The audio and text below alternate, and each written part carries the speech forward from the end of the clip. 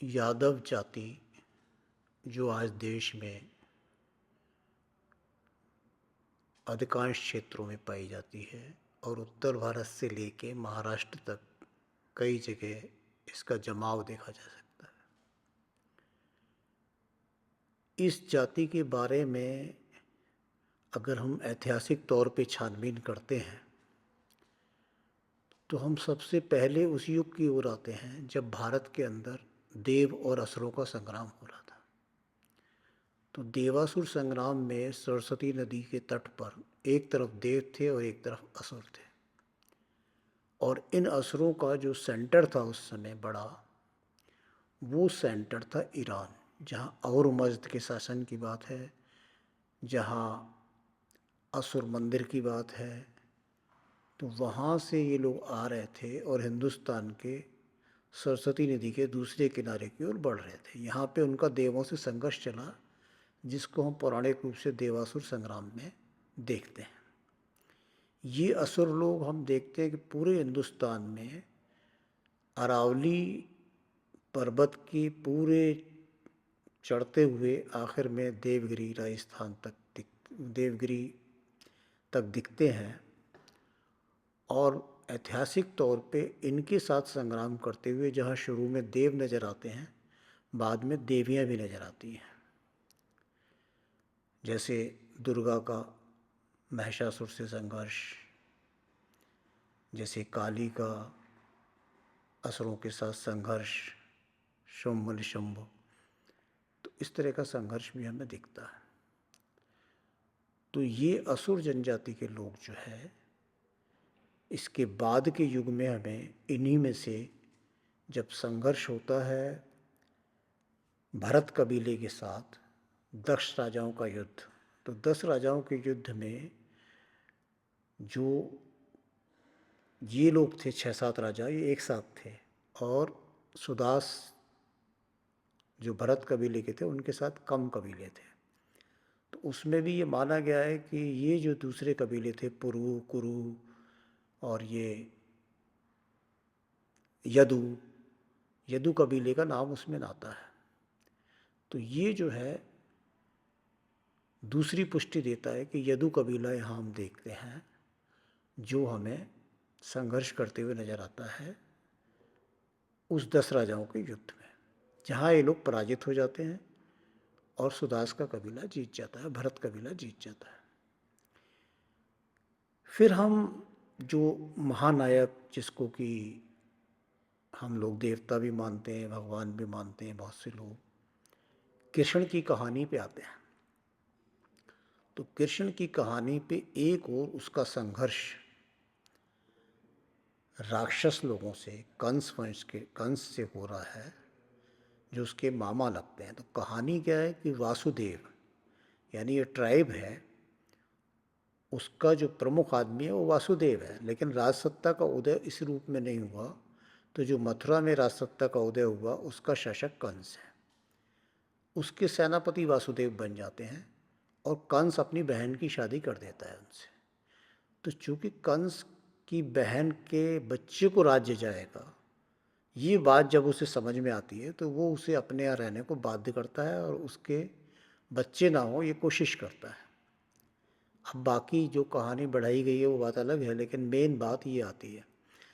और उसमें जो कृष्ण की वैलिडिटी है, तो कृष्ण का बचना, वृंदावन में जाके रहना अपने लोगों के बीच में, और फिर बाद में जब कृष्ण बड़े होते हैं कंस को मार देते हैं, तो कंस के समर्थन में जो जरासंध है उसका साला, वो इतनी दूर से आके कृष्ण पे इतने आक्रमण करता है कि कृष्ण को फिर पीछे हटना पड़ता है, और वो अपने मूल स्थान की ओर जो द्वारका बसाई है उस तरफ प्रस्थान करते हैं और द्वारका में अपने राज्य की स्थापना करते हैं।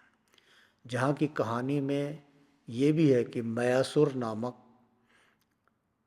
मैं नाम का जो असुर था, उसके द्वारा द्वारका को बसाया गया, यानी जो सुंदर महल और सारी चीज़ें बनाई गई वो उसके द्वारा बनाई गई।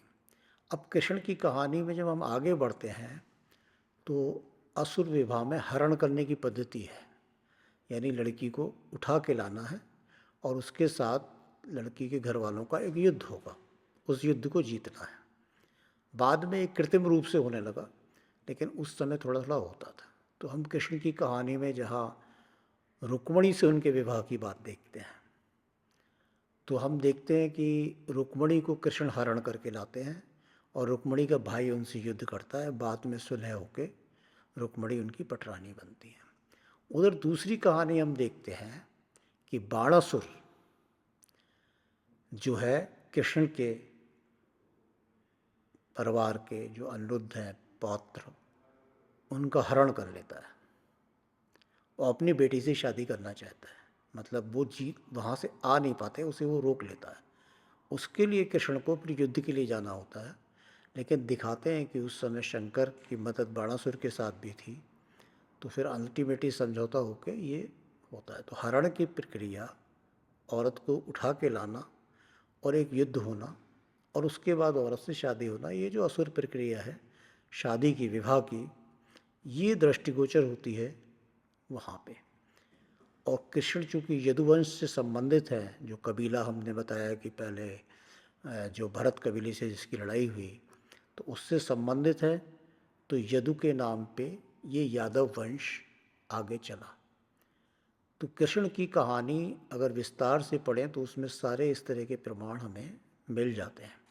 और कृष्ण ने अपनी बहन की शादी भी, सुभद्रा की, अर्जुन से हरण करवाया उसका, अर्जुन उसे लेके गए। तो ये पूरी कहानी साबित करती है कि उनका ट्रेडिशन जो है वो असुर वंश से आ रहा है। अब ये यादव लोग जो है, ये एक जो है लंबी परंपरा में ये यादव वंश बन गया। लेकिन जहाँ तक कुछ और देखने की सवाल है कि जो भारत में ग्वाले थे, चूँकि ये लोग भी गाय पालते थे, तो जैसे हमारे यहाँ अहर और अहीर, तो अहीर जो है वो ग्वाले के लिए संबंधित नाम है। तो इस तरह जब हिंदुस्तान में एक विशिष्ट प्रकार की सामंती संरचना कायम हुई और जातियों की एक विशेष अवस्था आई, तो गाय का पालन का काम और दूध का काम करने वाले बड़े समुदाय इन लोगों के साथ जुड़े। अपने लिए तो दूध था ही, गाय गौपालन था ही बड़े लेवल पे, जो कृष्ण को भी करते हुए हम देखते हैं, लेकिन इस व्यवसाय को भी करने में ये जाति आगे आई। तो ये यादव वंश का एक ऐतिहासिक परिप्रेक्ष्य है जो भारतीय वाङ्मयों में दृष्टिगोचर होता है। अब ये यादव वंश के लोग, जैसे हम दूसरे ऐतिहासिक परिप्रेक्ष्य में देखें, तो जैसे हमने देखा कि महिषासुर मर्दिनी, तो देवी दुर्गा का संघर्ष, यानी इनकी पहुंच वहां तक हुई। और उस इलाके में एक असुर नामक जनजाति आज भी पाई जाती है, जिसकी विशेषता है कि वो लोहा निकाल लेती है और लोहा गला के उसके हथियार बनाने का काम करती है। तो हम ये समझें कि ये असुर जनजाति के लोग ही पूरे देश में थे जो लोहे से हथियार बनाने लगे। इसीलिए इन लोगों ने पूरे देश में, भारत के अंदर जगह जगह अपनी सत्ताएं कायम करी और जीते, और इन्हें हराना मुश्किल होता था क्योंकि ये लोहे की हथियार बनाते थे, तलवार बनाते थे, औजार वो बनाते थे, अपने धनुष बाण बनाते थे, तो उनके ज़्यादा मजबूत थे। जबकि भारत में बहुत सी जगह कांस्य युग चल रहा था, तो तांबा और टीन मिला के, तो वो उतने मजबूत चीज़ें नहीं थीं। या पत्थर के औजार चल रहे थे, बहुत सी ऐसी चीज़ें चल रही थी, तो उसके मुकाबले ये हमेशा भारी पड़ते थे। तो इन्हें निकालने के लिए जो विशेष ताकत लगानी पड़ती थी, जो लड़ाई होती थी, जैसे दुर्गा की हुई, तो बहुत से लोगों ने सहयोग दिया और दुर्गा ने इन्हें हराया, तो वो एक स्तुति बन गई दुर्गा की। तो ये यहाँ भी प्रमाणित होता है कि उस इलाके में असुर नाम के से भी जनजाति पाई जाती है, और उसके आसपास के इलाके में, जैसे मैंने देवगिरी का जिक्र करा, वहाँ यादव बाहुल्य क्षेत्र भी पाया जाता है। तो इस तरह हम देखते हैं कि भारत की यादव जाति, जिसका काफ़ी विस्तार है उत्तर भारत में, और जो प्रमुख जाति है, ये ऐतिहासिक परिप्रेक्ष्य में भारतीय वाङ्मयों में इस तरह दृष्टिगोचर होती है।